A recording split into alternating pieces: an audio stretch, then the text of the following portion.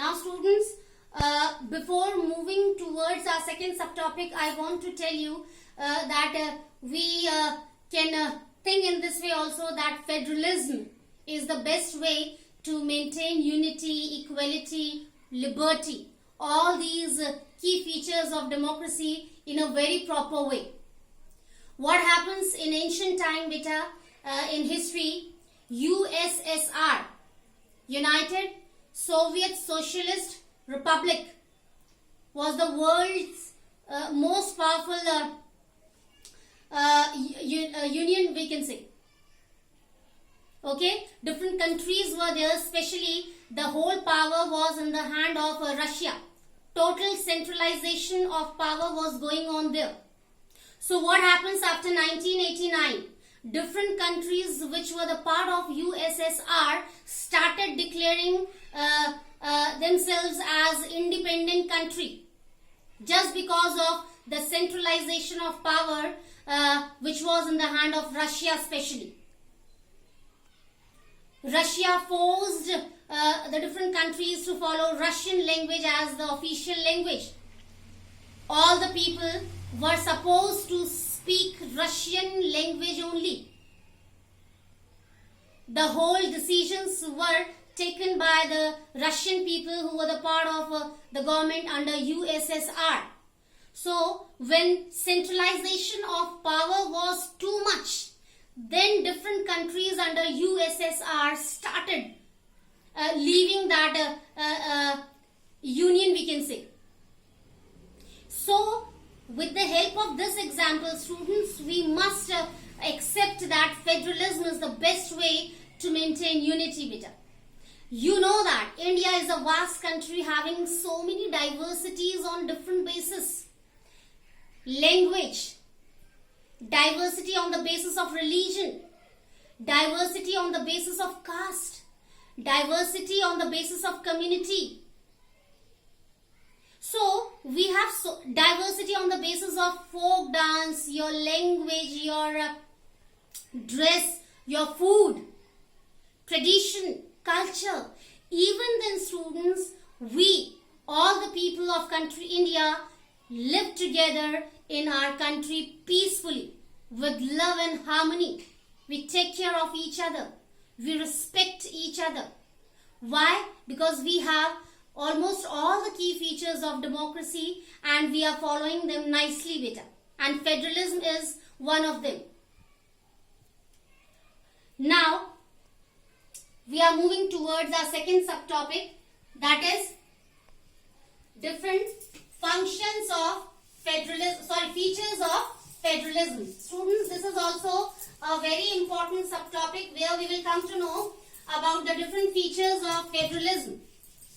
How federalism works in a country, especially in a democratic country, students. This is necessary to understand the features of federalism. So please pay attention nicely, properly, and try to understand in a perfect way.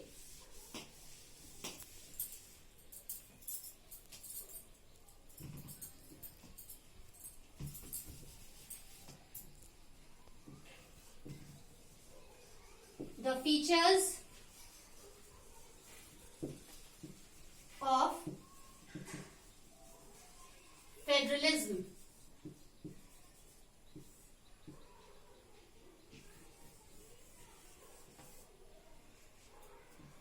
First, as in the beginning of the session, I told you, beta, the different levels of government having decentralization of power is known as federalism.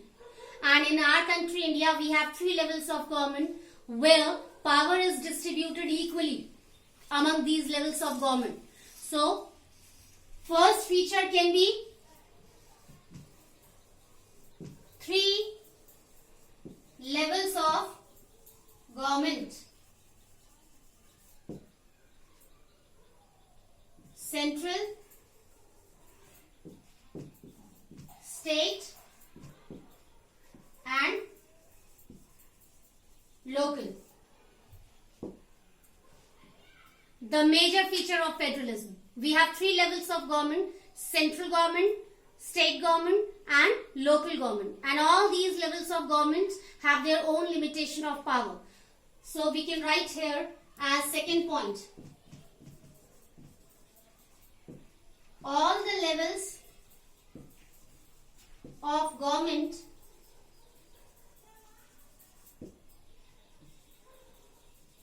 have their own power with limitations. With limitation, and this we can understand with the help of the different lists, where we include different subjects according to the levels of government. So in this way we can understand better that power is going to be distributed with limitation to all these levels of government. And with the help of these three lists, union list, state list, concurrent list, and we can include residuary list also, we can come to know how different levels of government work according to their limitation of power. Next is own jurisdiction. Means according to the level of government, these government can make rules and regulations also, but they have to follow the limitation of power beta. Yes. So it comes under own jurisdiction. They have their power in their own hand to frame any rule or regulation, but they have to consult to each other. Next, all the levels of government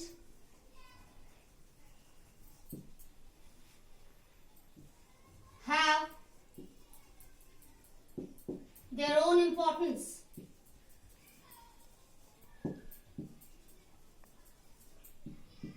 Yes, beta. Under federalism, all these three levels of government, have their own, we can say, importance. Yes, all these three levels of government have their own importance, have their own significant role to play. Your central government takes care of the whole country. Your state government takes care of an individual state. And your local government is there to reduce the burden of state government by taking care of the different areas. Like the rural areas and the villages can be taken care of by Panchayati Raj, by Panchayat. And your towns and cities can be taken care of by the municipal corporation, for arranging all the facilities, for taking care of all the common people in their locality, for providing public facilities to them. So all these kind of responsibilities are performed by municipal corporation in towns and cities, and in rural areas or in villages, Panchayati Raj takes care of all these things to sort out the problems of the villagers, to sort out their disputes. Okay, now next is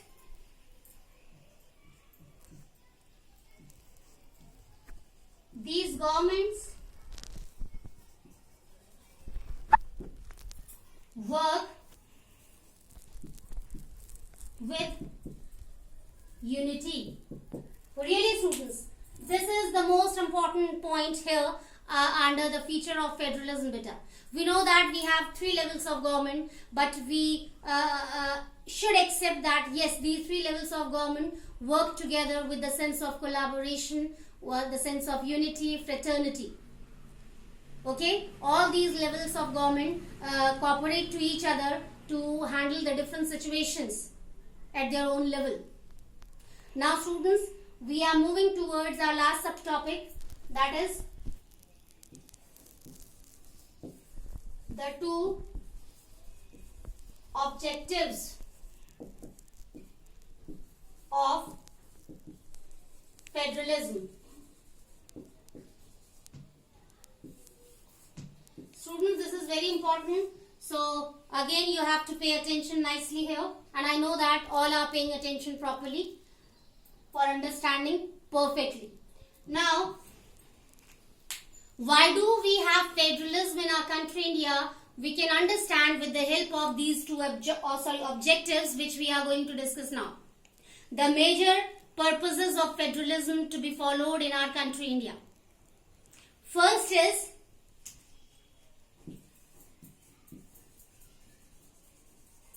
to maintain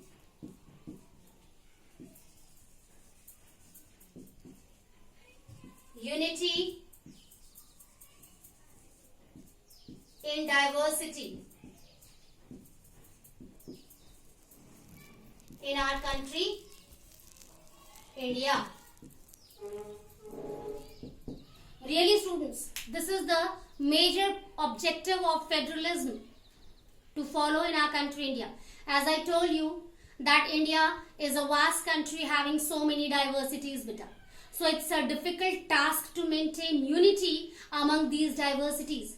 But we have federalism where all the people who are the part of government take care of all these diversities in a perfect way by making rules and regulations equally, by providing favorable schemes and policies to all the people equally, by providing all the rights equally, by providing opportunities to enjoy their rights equally. So in this way we can understand that yes, federalism has the major objective for the maintenance of unity and diversity in our country India. In these levels of government, different people come from different communities, having different religion, different language. Even then they work with the sense of unity, fraternity. This is the best example according to the federalism to maintain the unity and diversity. Now second,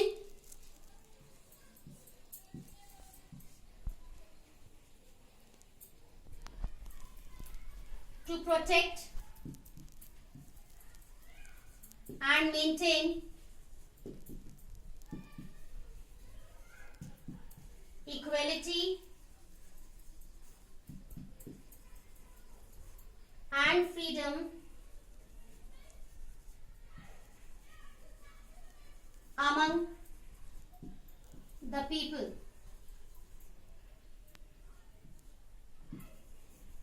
Of the country.